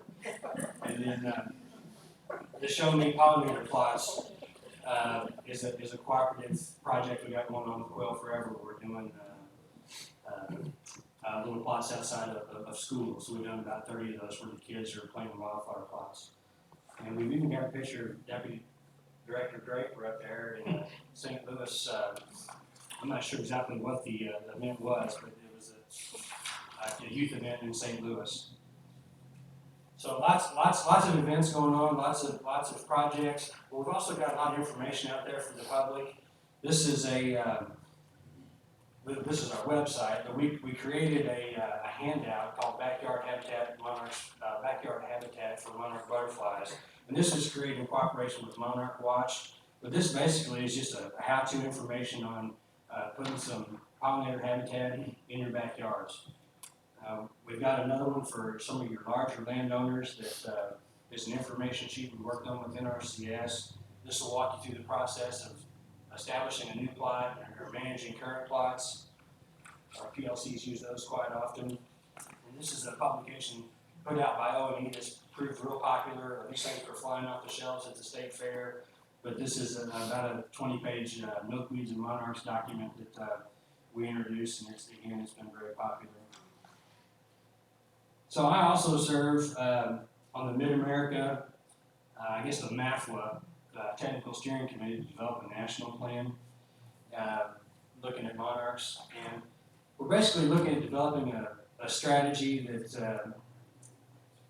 is going to be comprised of all 16 states in the Midwest. It's going to combine Missouri's plan with other state and regional plans, and it'll coordinate multiple conservation efforts, all in an effort to accomplish common habitat and population goals across the monarch range. And again, NBC has consistently been looked at as a leader in some of those meetings. We've set up a draft governance structure. This is all, really, this Midwest group's about 2 years behind where we're at in Missouri. But this draft governance structure has been set up. The MAFWA president recently appointed an interim leadership group that was charged with finalizing this governance structure. And I believe Director Pauly is serving on that interim committee. And then I'm working on the technical steering committee.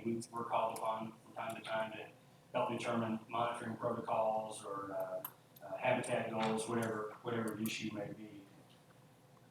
Attended a meeting down in Texas in January, and our technical committee basically was developed with, or charged with developing a framework for this strategy that will conserve eastern populations of monarchs and help determine whether monarch habitat has been established in the next 2 or 3 years well enough to keep them off the endangered species list. That's certainly the goal. One of the tools we've used, and I don't intend for you all to look at this slide, it's really busy, but it's a spreadsheet where we can look at 15 or 20 different habitat types and determine the adoption rates of those habitats. So we can plug in some numbers and it punches out a number, tells us how good we're doing. It's basically a matrix to help us develop habitat goals in the state. And we've just gotten this tool within the last few weeks. It has a few limitations, but we're working through it to see if we need to adjust our Missouri state numbers with some of the national goals. This map here shows the different management units that the U.S. Fish and Wildlife Service has set up for monarchs. And this stuff is still kind of in draft form, but I wanted to show it to you today because it shows the importance of Missouri in this effort. The dark purple area in the Midwest up here, that is where about 50% of the monarchs in the United States come from that migrate to Mexico. Preliminary numbers or draft numbers the Fish and Wildlife Service give us, they say we need to create about 20 million acres of new habitat in the Midwest to help monarchs. And then that migration route south that's in a lavender or purple that goes from mid-Missouri down through Texas, about another 4 million acres of habitat need to be created there for monarchs. So the goal is 1.6 billion stems in the United States, and that translates to 6 hectares in Mexico, which is those 15 acres I talked about. So we're way below that right now, but we're working on it. We got a lot of people engaged and getting excited about what we're doing. So the next steps, we just came up with a draft outline of the plan. The first draft of the Mid-American Plan is due in October. The final draft is in May of 2018, and U.S. Fish and Wildlife Service plans on having a listing determination in June of 2019. I guess I wanted to close out just by saying that monarchs are an iconic species that everyone can relate to, whether you're a rural farm kid or you grew up in an urban area. And this movement is really proven to tug at the heartstrings of a lot of people. You can see from the diverse array of partners that we have. There's a lot of folks on board that our summit was a fantastic turnout. You know, we had the Audubon, Farm Bureau. Everyone agrees that monarchs are important. But I would be remiss not to say that monarchs are really a poster child for a lot of pollinators out there. Crops such as citrus fruits, cranberries, many vegetables depend on pollination, and you can see from the slide up here that 75% of the crop species in the world require some sort of pollination, and honeybees alone are responsible for greater than $29 billion of economic activity in the crop world. In the end, that relates out to 1 out of every 3 mouthfuls of food, is based on pollinators. So it's not just about monarchs, it's also about pollinators. And that's why the department is committed to monarch and pollinator conservation, not only because of the threats they face, the importance to the economy, but also we're reaching a lot of new audiences that help connect citizens with fish, forest, and wildlife. Take any questions you might have. Great presentation, thank you. I'm glad you got into the bees as pollinators, so that was one of the questions I had. I'd like to circle back to kind of touched on it, but you didn't get into it, the chemical aspect. I've talked to a lot of private land specialists, I've talked to a lot of people that are in the field every day, and anecdotally heard some opinions that there's plants out there and there's plant communities out there, it's chemicals that are a bigger problem and no one really wants to talk about it. Can you comment on that? I could try. Yeah. Put you on the spot. I think opinions vary. I mean, no doubt, some of the neonicotinoids they kill insects. That's what they're made to do. There's some debate as to off target. You know, how much of a buffer do we need to leave between our drift would be another one. But you know, how much of a buffer do we leave between neonicotinoid use and a suitable habitat? And those are things that need to be worked out still. I don't have a solid answer for you on that today. You mentioned bees. I can tell you there's over 450 species of native bees in Missouri too, and they're doing, you know, they're the workhorses when it comes to pollination. I guess the reason I bring it up is it's easy to talk about the stuff that feels good, and it's easy to talk about the stuff that sells in the grade schools and the kids want to work on, and families and little displays outside the grade schools. But if that isn't going to be what moves the needle, then it's up to the scientists in this organization and the commission to have the starch to bring up the tough subjects to make sure that we're advocating for the things that are going to actually make a difference. Sure. And I want to get that message out there. And then the other thing I think I saw, when I looked at your partnerships, I see Monsanto's name, which is great. I see ag community. I think when you're talking about the ag community, you're talking about farmers, correct? Yeah, oh yeah. Okay. What I didn't see on there is the seed growers as partners in that. Do you have seed growers at the table as part of that partnership? We don't have seed grow. You mean like a Syngenta or something like that? People that, I mean, if you're going to put, how many, 900,000 acres? What was the quote? 385,000. 1,000 acres, that's going to require a lot of seed. That seed's really expensive. For pollinator seed. Yeah. Oh yeah, they're on board. Yeah, the Are native. they part of the partnership, right? Yeah, Are they absolutely. at the table? Yeah, the native seed growers And are local ones. they're a big partner, and that's actually you know, one of the limitations is the seed right now, and we're working through some ways to get more seed source out there, and some ways to, and I think there may be opportunities for farmers to get involved, you know, in raising wildfire seed. Thank you. So. Commissioner Bedell? Good presentation, very enlightening. I noticed MoDOT was on there as one of the participants, as one of the partners. And I guess I would ask if the extent of their cooperation includes allowing the planting of some of this on the rights of way. Yeah, there was, I can't remember exactly which states it was, but there was a 4 or 5 state coalition that has agreed to establish pollinator habitats along rights of ways. And MoDOT has been at all of our meetings, and they're still involved with the steering committee meeting. In Missouri, they've been moving maybe a little bit slower. They have not committed to an acreage, but they're still considering that. Yes. But then all the butterflies get hit by windshields.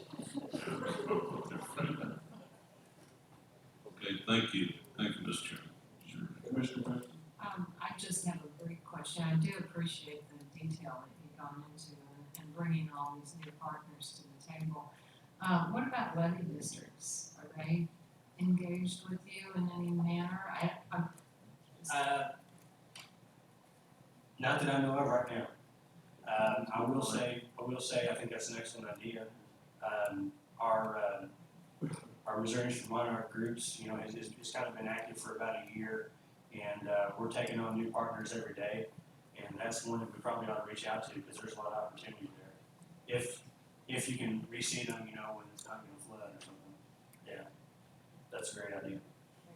Brent, every time I sit here, I find a new dimension of my ignorance, but I want to make sure that I understand a couple of things. First, am I correct in my mental math of following the migration? It would require 8 generations of monarchs to go north and south, or is it 4 to make one full trip north and south in the migration? It's 4. Okay, It takes 2 or 3 to go north, and then the final generation migrates all the way south. thank you.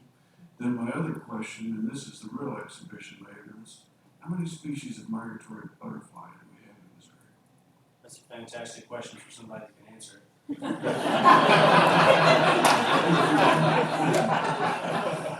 Just encourage me to. I don't know the answer. And I think it'd be worth knowing, since we're putting all these resources into one, it'd be good to know if we've got 3,000 others. Yeah, I'm sure there are others. I'm in the private exhibition on the chimpanzees. Yes, sir. Thank you. I will find out for you. I appreciate it. Thank you. Thank you, Brian. Good presentation. Excellent work.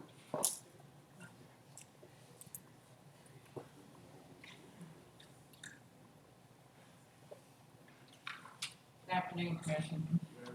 I have the next agenda item, and it is an action item 10. I am bringing forth a recommendation for your approval to convey approximately 0.048 acre of Wire Road Conservation Area in Stone County to Stone County for a bridge replacement project, and also to grant Stone County a temporary construction easement on an additional 0.181 acre until the project is complete. Second. A second, is there any discussion? I'd only make the observation that this is critical habitat for McCloud River rainbows, a rare and precious natural resource, and this makes the world better for them. Good move. Thank you. Those in favor signify by saying aye. Aye. Those opposed, same sign. Motion carries. Thank you.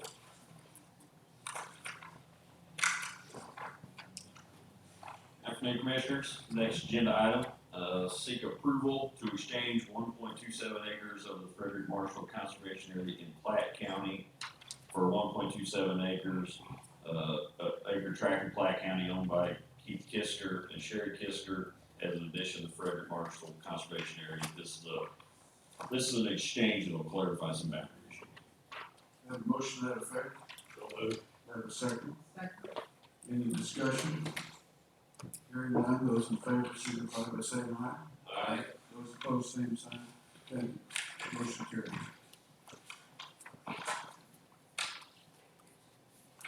Good afternoon, Tom. Good afternoon, Commissioners, Director Pauley and Ms. Maples. My item is not an action item, it is an informational item. On March 13th of this year, Governor Greitens signed Executive Order 17-09, which would allow 6 weeks of paid leave for primary caregivers and 3 weeks for secondary caregivers for state employees upon the birth or adoption of a child. That executive order excluded employees of independent commissions, but the governor encouraged those agencies to adopt comparable policies. At this time, we're evaluating the executive order, monitoring parental leave policy drafts to other state agencies, and once we've assimilated that information and had a chance to further review the executive order, we'll further discuss this with you at a later date. Thank you, Tom. Any questions? None. Commissioner Blair? None, thank you. Thank you, Tom.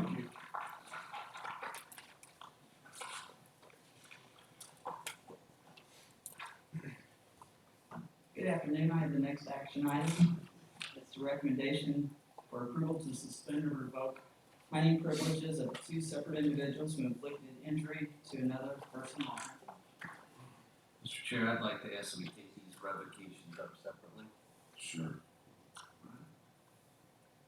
Could you take the first, please? Yes, the first individual is an individual who was in a contested hearing and was, Mr. Moran, yes, I would like to move to approve the hearing officer's finding of fact on that one, and I'd like the conclusions of law and further to approve a 2-year revocation of hunting privileges for that incident.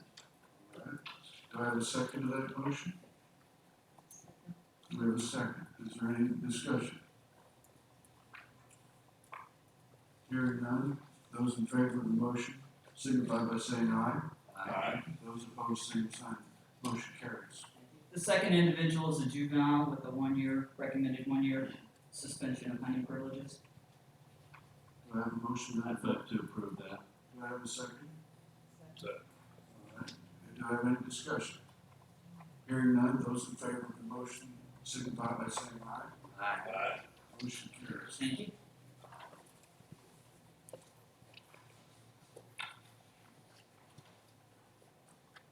Good afternoon, Commissioners.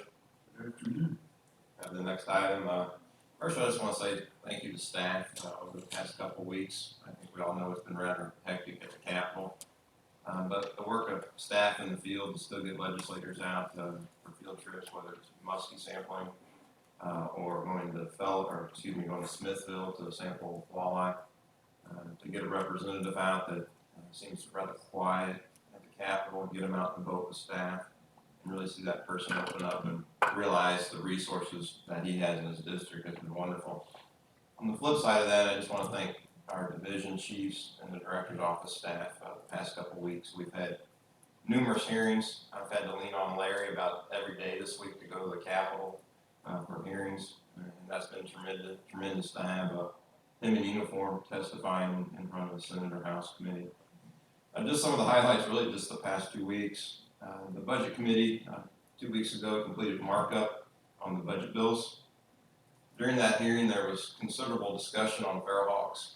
In fact, there was an amendment offered that would have prohibited the department from using our helicopter to eradicate feral hogs. Several legislators spoke up in support of the department, recognizing that this was a very important tool that we needed to use in remote areas and to eradicate those last couple hogs. Representative Don Roan, who has personal experience from down at Black Island, noted that the helicopter was very important in eradicating hogs from that landscape. After about half an hour and input from myself, that amendment failed in the committee. There was also an amendment that was offered that would reduce the department's flexibility between the divisions. Flexibility was reduced to 15% for all divisions, except for private land services, which was increased to 35%. Throughout the summer, throughout the budget hearings, we had stressed that private land services was up against the rope last year, and we weren't able to allocate cost share to landowners as a result. And this resulted in private land services receiving more flexibility, but all the other divisions taking a hit. So we'll be working with the Senate Appropriations Committee to hopefully restore that flexibility. This week as well, the House actually debated the budget bills on the House floor. As you all are aware, Representative Craig Redmond offered an amendment on the House floor that reduced the Director's Office Administration's spending authorization by $500,000. I'm hoping to work with Representative Redmond and Senator Dan Brown to restore some of that funding. I really want to thank Commissioner Murphy for going up to the Capitol yesterday, meeting with it seemed like last week, meeting with Senator Brown, meeting with Representative Craig Redmond and other folks to kind of talk through some of the issues and their concerns that they had voiced on the House floor. Other action this week, it was extremely busy on the House floor. They took up House Bill 181, which is our littering fix bill. There was no opposition to the bill. It was perfected on the floor, and that will likely be third read next week. Now, the good thing is we've been working with other members. There's a couple omnibus bills that have that language in the bill, and that will likely be the legislation that will move forward over the next 5 weeks of session. I got it tucked away in about 3 or 4 different places right now. Also, this week on Wednesday, House Joint Resolution 40, which would expand the Conservation Commission to 8 members with 1 per region. That was voted out of the House Conservation and Natural Resources Committee by a vote of 6-4. It will now go to the Rules Committee, which is chaired by Representative Jay Barnes here in Jefferson City.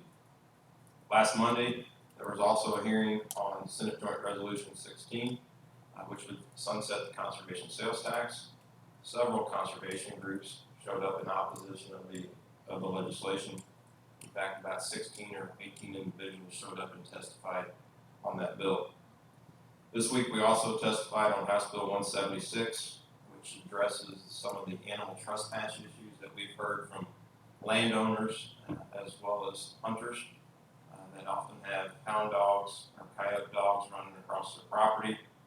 We testified in support of that legislation as it would help our conservation agents when they work with these landowners and hunters. Hearing was also held this Wednesday on House Bill 450, which allows an adult not to have a hunting permit when accompanying a youth hunter. I testified that this would create enforcement challenges, would have a fiscal impact to the agency, and then talked about the cost of permit prices in Missouri compared to other states.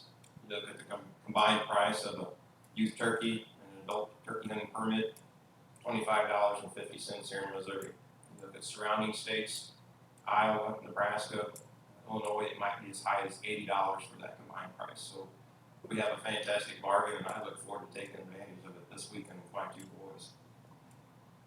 During the hearing, there was a lengthy discussion on non-resident landowner permits. In fact, several legislators were concerned that our permit prices were rather high for non-resident landowners.